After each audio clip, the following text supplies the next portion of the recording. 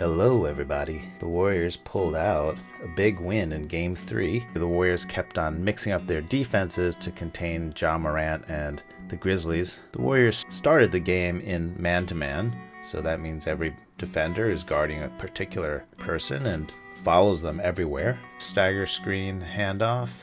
The Warriors run this exact play. It's a pitch back to the first screen. Here the stagger screen got Steph guarding a big guy on the block. That forces Andrew Wiggins to come to help.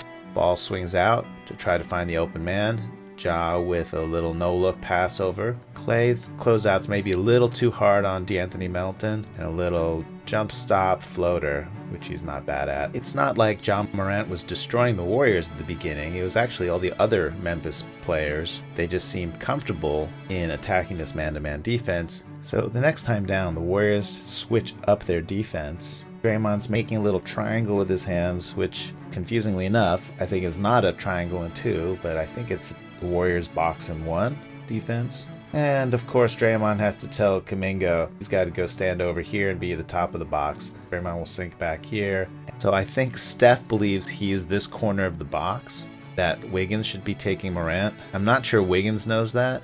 So finally Steph points over and says, okay, I'll take him. Just so there's no ambiguity. The Grizzlies help out by just swinging it, and in theory Melton can just shoot over this zone, but it's one thing to shoot and it's another thing to hit the shot. Next time down, we're still in the box and one. This time, I guess Steph and Andrew Wiggins straighten out their story and Wiggins is on Morant. Morant confuses things just by giving up the ball right away. So Morant just drifts out to the wing here and he's completely open. But the Warriors are not going to cry if Ja Morant takes a long jump shot. The Grizzlies don't seem to know what to do with Morant once he's off ball. So instead, they decide to attack the zone, kind of typical way. So they have two people over in Steph's territory, and one person screens Steph, so then Ziaire Williams can come over here and be open. Steph does put some pressure on Williams. In the meantime, here's Ja completely open in the wilderness. And the zone is definitely making the Grizzlies think through non-routine situations. So Ziaire comes over and decides, well, I'm open here, so I'll just step in for a jumper. The Warriors will be pretty happy with that. The next play down, the Warriors are back to their box and one. You'll see Steph wave Wiggins over. Wiggins says, fine, I'll take on Morant. The Grizzlies seem to be wrestling with two different theories about how to beat the zone. Theory number one is Brandon Clark says, I'll just flash to the middle here, throw it over the top. The zone's just going to have to collapse because otherwise I'll just go up for this layup. Theory number two is Kyle Anderson says, I'm going to screen the one, so now Ja Morant can go create havoc. Morant decides to throw it to the big in the middle of the box, but Kyle Anderson is still here, having just set the screen. You'll just see him kind of pull his hands in. Yeah, okay, I don't really want to mess with what's going on here. And then they try it again. Again, the same theory. So Kyle Anderson setting the screen saying, I don't care if it's a box of one, let's just do our normal pick and roll. But Brandon Clark is flashing to the middle saying, I'm in the middle of the box, hit me. Morant says, I can't choose between you two. I'm just going to throw it to a neutral party. Hey man, I don't know what to do either. You take it. 7 on the shot clock. Wiggins is the one playing Morant man-to-man. This box has gotten a little bit flat here, but it's still walling off the basket away from Morant. And finally Morant just chucks it over to Kyle Anderson and says, slow-mo, do your thing. Close out from this corner of the box. Slow-mo slowly attacks it. Slow-mo is pretty cool under pressure, but there's 1.5 seconds left here. And as time runs out, he dishes a hand grenade to his teammate, and that's that. So the Warriors have been running this floppy action more and more. In this particular version, Steph is going to run under the basket and come out and get this pin-in screen, and then Draymond is going to set a pin-in screen for Klay on the other side. We need someone to rotate to the open Steph. Jaren Jackson Jr. manages to bother Steph here. Steph attacks a closeout. There's a lot of people closing out to Steph though. So Steph's man finally recovers to him. Jaren Jackson Jr. is still with Steph. I'm not sure if this is the Shining Twins defense or whether it's just a mistake. But in any case, Otto Porter Jr. says, fine, you don't want to guard me, I'll go to the basket. Steph finds him, forces Tillman to rotate from the weak side. Memphis is smart. They see that Draymond, if someone doesn't stop him, he's going to get a dunk. But we have this fellow sinking in to make up for this man who's rotated. Otto Porter doesn't try to force it to Draymond, who's now covered by this man. And Steph still has two friends who want to play with him forever and ever and ever. And so that means we have two Warriors at the top here, completely open. Ja with some good effort to close out, but Klay just sidesteps him. And in fact, Ja kind of clips Klay's leg. Some people think this is the beginning of Ja's injury problem. The Warriors start this half in man-to-man. Wiggins is guarding Ja. And you can tell it's man-to-man because Steph is following this fella all around. They try to do a dribble handoff here. Right now it looks like Steph, he's just sitting there like a rhino resisting this cut by Bane. And Bane just ends up pushing him over.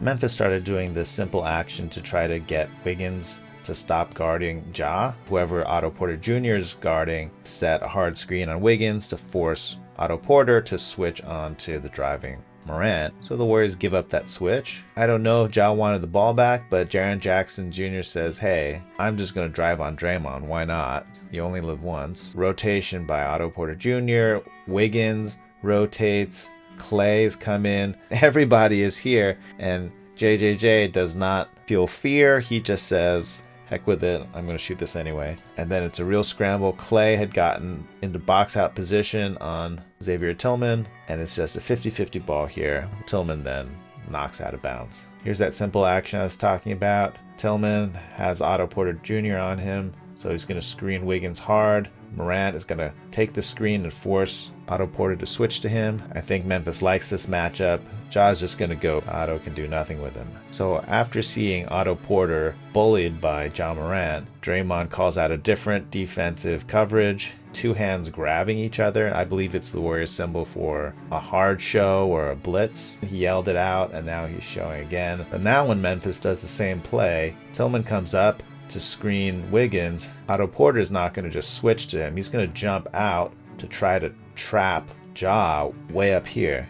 Unfortunately for Otto, overshoots Ja. Ja does this remarkable behind the back dribble and he's just going to cleanly split the double. So he leaves poor Otto and Andrew Wiggins in the dust here. Draymond sees all, so he realizes he has to rotate. So Draymond's man now can dive to the basket, and Ja will drive in, draw Draymond to him, and try this incredible wraparound pass. This would have been so beautiful if he had gotten it through. You can't even see Ja anymore. Wiggins never gave up on the play, and he's following Tillman, and he breaks up this pass beautifully. Great hustle from Wiggins, who was hustling and hitting the boards all night, and Steph gets fouled. Okay, Ja tries the right side of the court. Tillman coming up here again. Looks like he's going to set some kind of screen on Wiggins. Otto Porter says, I don't play that. You're going to have to go through me to set this screen. So now Porter's trying to rhino, and after all the wrestling, Tillman does fight his way into screening position. So Ja's ready to take the screen and force the switch by Otto Porter, right? Well, Porter's going to switch and more. He's going to jump out. He's going to show hard. And Wiggins is also going to come out on Ja. Now we've got this trap going. Tillman is free to the basket. Ja spins the other way though. So now this is very tight quarters, 1v1 between Jaren Jackson Jr. and Draymond. Draymond wins with a little bit of help of Otto Porter rotating here. And now it's just a bloodbath trying to get this rebound. Wiggins did have inside position on Tillman, so Draymond not only stops this fast break, but Draymond sees all. He sees that this is going to flow into a dribble handoff for Ja. So Draymond gets very high into the side of Tillman. Ja's running around the corner, but Draymond's already here to intercept. So I told you that the Warriors had that trapping defense with Otto Porter, but with Draymond, he doesn't play that. He's like, look, let's just do this one-on-one if you want to take me, Ja. So Ja says, I'm happy to dance with you. Ja comes across, spins back. Draymond does not go for the fake. Draymond stays with the spin, and Ja misses. The ongoing soap opera of Andrew Wiggins versus the world. In the rebounding here, he's got inside position on Tillman again. Tillman kind of bonks Wiggins on the way out to try to fight for this loose ball, and Wiggins gets a foul with his hustle. And that push in the third quarter ended up pretty much sealing the game for the Warriors, thanks to some sharp play on offense and hustle, and throwing a lot of different defensive adjustments to the Grizzlies that they couldn't cope with in real time. The Grizzlies should be able to prepare some counters for the zone and the traps. It's been interesting how the Warriors have not seemed to want to do a Minnesota-style defense of trapping Ja Morant to get him out of the play. It seems like they're wanting to just throw that at Morant occasionally, because it just hits really different if it's a surprise and you haven't spent the entire game with the team practicing against that defense. So there's still more chess moves to be made on each side. I'll hope to see you again real soon. Andre with a pretty classy looking ensemble. What is the texture on this shirt here? Oh my god. Andre, I just need to know how many needlepoint canvases had to die in order to make your shirt. Please, let's consider the environment next time.